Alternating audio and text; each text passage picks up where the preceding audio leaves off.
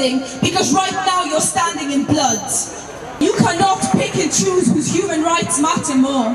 5% of the population in Gaza is either missing, injured or dead. Let's stand side by side to fight injustice. But all systems of oppression must be fought collectively. So we will rise and we will march with our Jewish siblings to fight anti-Semitism. Globally, collectively, we'll continue to mobilize and demand an immediate ceasefire, an end to the siege in Gaza, and an end to the occupation. By people's enormous pain. It is indeed a huge responsibility being given a platform in the UK here to talk about my people. To the river! Palestine live forever! Brick by brick, wall by wall, Israeli apartheid has to fall! Brick by brick, Wall by wall! Israeli apartheid! Has to fall! Brick by brick, Wall by wall! Israeli apartheid! Has to fall! Brick. Our message is, your stand every single day of the past 87 days has been despicable, has been reprehensible, has been repugnant, and it speaks not of the British people, the overwhelming majority of whom have clearly, unequivocally sided with the people of Palestine. Palestine is not a cause for us to demonstrate or to hold vigils or the such. Palestine is about humanity. Palestine is about us. Every single time a Palestinian is killed in Gaza, part of us and our humanity withers away and dies. We are Palestine. We are Gaza. And this government does not represent us. It does not speak for us. And by the way, just before I move on from this point, neither does the despicable opposition and Keir Starmer. Now, those millions of youngsters educate us after they have realized what was hidden from them, from the education curricula to the mainstream media. All of a sudden, my dear brothers and sisters, brave Jewish voices from across the world are coming forth, denouncing Zionism, disavowing Israel, claiming and standing strong alongside the Palestinians. And that is a game changer. For those youngsters are the leaders of our country and countless countries around the world. Things are changing. The message to politicians, to the media bosses, and the editors who are scared to convey the truth, we say, change is coming. Change is coming. And we are that change. Free, free. From the river to the sea! Palestine will be free! From the river to the sea! Palestine will be free! Thank you very much, thank you. When I say long live Palestine, I want everybody from the front to the back to say back to me, long live Gaza. Are you with me? This is for Palestine, Ramallah, West Bank, Gaza. This is for the child that is searching for an answer. Wish I could take your tears and replace them with laughter. Long live Palestine! Long live Gaza! Long live Palestine! Long live Gaza! Palestine, Ramallah, West Bank, Gaza. This is for the child that is searching for an answer. Wish I could take your tears and replace them with laughter. Long live Palestine! Long live Gaza! Long live Palestine! Long live Gaza! Despite using the most technologically advanced methods of killing people, Gaza still stands. Despite bombing hospitals, schools, churches, mosques, Gaza still stands. Despite killing journalists, teachers, doctors, educators, ambulance workers, Gaza still stands. You have the radar systems, the navigation equipment, the fire control systems, and even the engine assemblies are made in Britain by British companies. You look at the F-35 that Israel uses to bomb Gaza. There are 100 companies in this country, based in this country, that work on the F-35, that provide components for that contraption. From BAE Systems to Rolls-Royce to GE Aviation.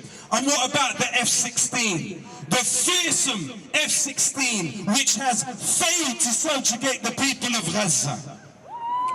The targeting technology within that contraption is made in Britain by BAE Systems. The HUD technology that is used, those exports are signed off on by the business secretary in this country. Now, Britain is a signature and a ratifier of the Arms Trade Treaty, which states clearly that you cannot export arms if you have any reason to believe they may be used for violations of international humanitarian law.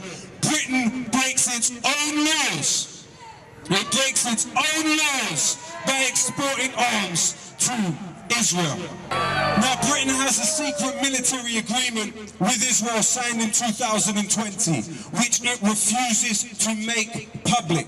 We do not know the full details and implications of that deal between the British and the Israeli military.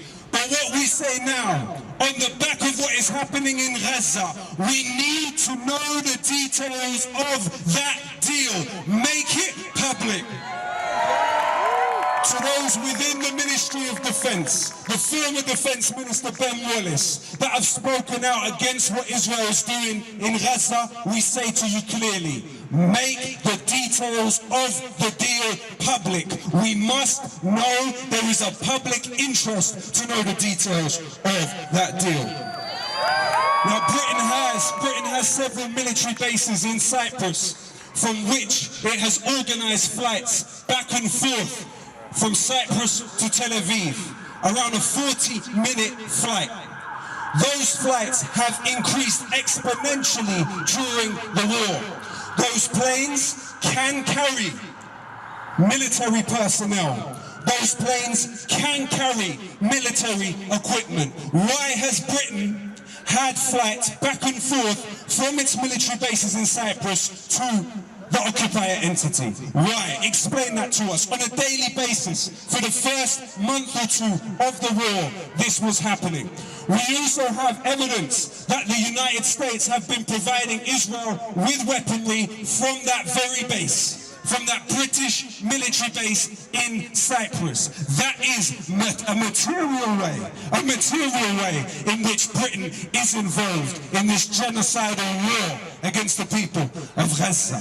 What we also know, according to the former British ambassador to Uzbekistan, Craig Murray, British intelligence based on the base in Cyprus are intercepting the communications of resistance factions in the region and feeding it back to the Israelis. We know that the NSA, the US intelligence agency, is also based on that base and shares details on a daily basis with the Israelis. This is not just an Israeli genocidal war against the people of Gaza, but also a wider regional war against the region. It's a British and a US war, more than it's ever been at any point historically. And imagine, during the war, Britain sent an extra 500 soldiers to that base to assist with what Israel is doing. Britain mobilized the R-1 shadow spy plane over Gaza. For what reason? You have to remember, one of the specialities of that plane is target acquisition. What is the extent of British involvement in what we are seeing? So ultimately what we have to do is find ways in which we can, number one, work out what exactly Britain is involved in, and number two, how we can stop Britain doing that. You have had Elbit Systems, the largest Israeli arms company, have 10 sites in this country, but it doesn't anymore. It only has 8 sites in this country. And you know why? Because people in the communities around Elbit Systems went in and shut down those factories. And you know what else? Off the back of those acts of direct action, you saw the British Ministry of Defence cancel £280 million worth of contracts with Elbit Systems. We have a moral and legal obligation to shut down Israeli arms companies active in this country today, now, as soon as possible.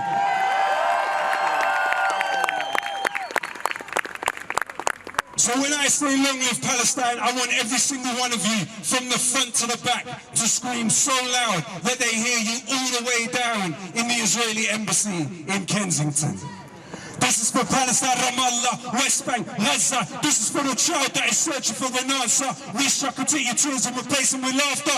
Long live Palestine! Long live Gaza! Long live Palestine! Long live Gaza! Long live Palestine! Long live Gaza! Long live Palestine! Long live Gaza! Thank you very much. Peace and love.